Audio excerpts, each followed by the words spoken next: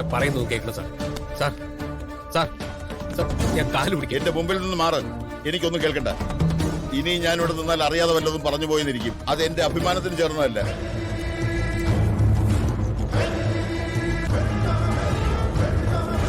Sir അങ്ങനെ പോവില്ലേ sir. അച്ഛനെ നോക്കണ്ട. അച്ഛൻ ഒന്നിനും വരില്ല. രത്നയെ മാത്രം നോക്കിയാൽ മതി. അവള് നല്ല കുട്ടിയാണ്. എനിക്കൊന്നും കേൾക്കണ്ട. പറയുന്നൊന്നും കേക്ക്. ഹരി ഹരി ഹരി ഒന്ന് പറഞ്ഞ് മനസ്സിലാക്ക്. ഹരിക്കറിയില്ല അവളെ. അമ്മാവ ഇവര് പറയുന്ന കൂടെ ഒന്ന് കേക്ക്. നീ മിണ്ടരുത്. നിന്നോട് വരാനാ പറഞ്ഞത്. സാർ സാർ ഹരി കാര്യങ്ങൾ കുറച്ച് മനസ്സിലാക്കാം. ശങ്കരന്റെ ഒരു കാര്യം,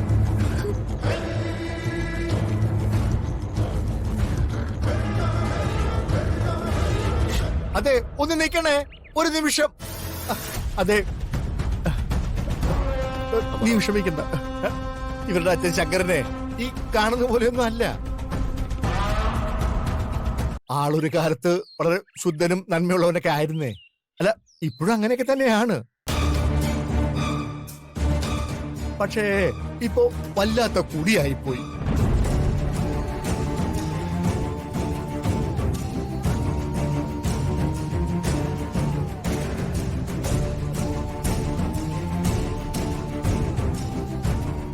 എല്ലാത്തിനും കാരണം അവളാ, ശങ്കരന്റെ ഭാര്യയെ, ഈ കുട്ടികളുടെ അമ്മ.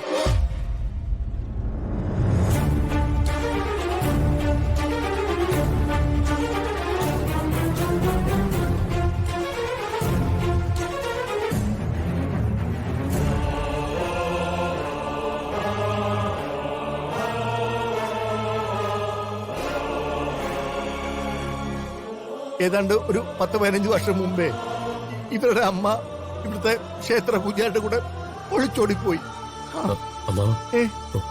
വിഷമം കൊണ്ടാ കുഞ്ഞ്.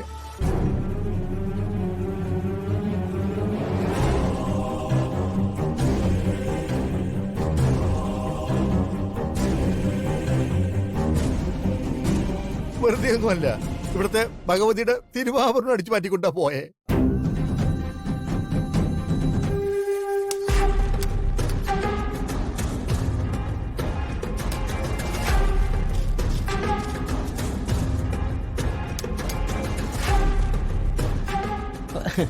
ഇപ്പൊ ശരിയാവും.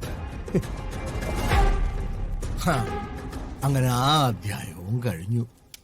ഇനി അടുത്ത അധ്യായം. അപ്പൊ കഥ അവിടെ തീർന്നില്ലേ? എങ്ങനെ തീരാൻ? അത് അവസാനിക്കണമെങ്കിലേ പത്മനാഭനെ പട്ടണയിൽ വെക്കണം. അതേതായാലും ഈ അടുത്ത കാലത്തൊന്നും നടക്കാൻ പോകുന്നില്ല. മിനിമം 1000 പൂർണ്ണചന്ദ്രനെ കണ്ടിട്ട് എന്റെ കണ്ണടയുള്ളതാണ് ജാതക വിധി. അല്ല ഇനി കഥ എങ്ങോട്ട് തിരിച്ചുവിടാനാ അച്ഛന്റെ ഉദ്ദേശം? മോനെ അതൊക്കെ നീ കണ്ടറിഞ്ഞാ മതി. മണി നീ രാത്രി തന്നെ ഗിരിയുടെ വീട് വരെ ഒന്ന് പോകണം. എന്തിനാണാവോ? ഇളവേ എനിക്കൊരു മനസ്സമാധാനവും ഇല്ല. ഇപ്പോ ആ ഗിരിയും പിള്ളേരും ആകെ വിഷമിച്ചിരിക്കുകയായിരിക്കും. ഇയോടാ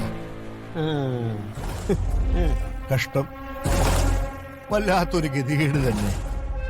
എല്ലാ തന്തൂരത്തക്കാരനല്ലേ ഉണ്ടായത്. എടാ മണി, നമുക്ക് എന്തായാലും ആ പിള്ളേരുടെ സങ്കടം ഒന്ന് മാറ്റണം. കൊണ്ട് നടന്നത് നീയെ, കൊണ്ടുപോയി കൊല്ലിച്ചത് നീയെ. എങ്ങനെ സങ്കടം മാറ്റുമെന്ന് അച്ഛൻ പറയുന്നത്? ആ പറയാം. മണി നീ അവിടെ പോയിട്ട് ഗിരിയോടും അനിത്യമാരോടും പറയണം നാളെ രാവിലെ കുളിച്ചൊരുങ്ങി പുതിയ വസ്ത്രമൊക്കെ ഇട്ടിട്ട് അങ്ങോട്ട് വരാൻ. എന്തിനാണെന്ന് ചോദിച്ചാ, എടാ പാറു ഗിരിക്ക് കൃത്രിമശ്വാസം നൽകിയതും അത് ഈ നാട്ടുകാരെല്ലാം അറിഞ്ഞതും മാനക്കേടായില്ലേ? ആയി. ആ മാനക്കേട് മാറണമെങ്കിൽ അതിനൊരൊറ്റ വഴിയേ ഉള്ളൂ. എന്തു വഴി? പാറുവിന്റെ കല്യാണ നിശ്ചയം നാളെ തന്നെ നടത്തണം.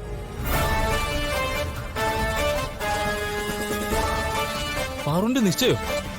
മനസ്സിലായില്ല. അച്ഛൻ പാറുന്റെ നിശ്ചയം ഗിരിയായിട്ട് നടത്താൻ പോവാണോ? നാണക്കേട് മാറണ്ടായോ മോനെ?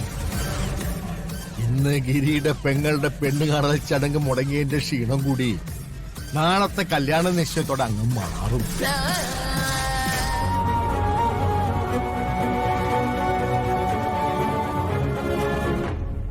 നിങ്ങൾ തൊലഞ്ഞു പോവും. എവിടെ പോയി ജീവിച്ചാലും ഒരു കാലത്തും നിങ്ങൾക്ക് സ്വസ്ഥത കിട്ടാൻ പോകുന്നില്ല. നശിച്ച് മണ്ണോട് മണ്ണായി പോകും നിങ്ങൾ. എന്റെ രത്നമോളുടെ കല്യാണം കെങ്കേമായിട്ട് നടത്തുമെന്ന് നിങ്ങളെ ഞാൻ വെല്ലുവിളിച്ച, പക്ഷെ ഞാൻ തോറ്റുപോയി. ചതിച്ചിട്ട് ഇവിടുന്ന് ഒളിച്ചോടിയിട്ടും നിങ്ങൾ വീണ്ടും വീണ്ടും ഞങ്ങളെ തോൽപ്പിച്ചുകൊണ്ടേയിരിക്കും. പെണ്ണ് കാണൽ ചടങ്ങിനിടയിൽ അച്ഛൻ കുടിച്ച് ലെക്കിട്ട് വന്നെങ്കിൽ അതിന് ഉത്തരവാദി നിങ്ങളാണ്. അതുകൊണ്ട് മാത്രമല്ല ആലോചന മുടങ്ങിപ്പോയി. അത് മുടങ്ങാനുള്ള പ്രധാന കാരണം നിങ്ങളാണ്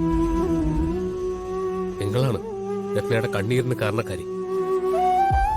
തേച്ചാലും മാച്ചാലും മാറാത്ത നാണക്കേടാണ് നിങ്ങൾ ഈ കുടുംബത്തിന് വേണ്ടി ഉണ്ടാക്കി തന്നിട്ടുള്ളത്.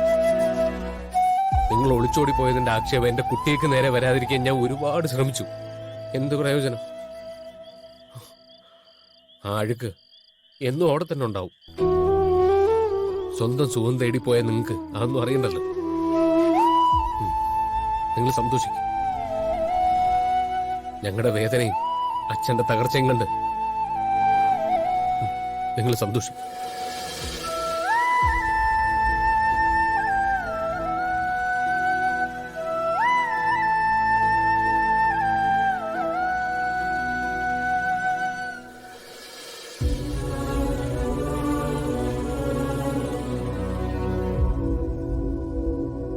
ഏട്ടാ,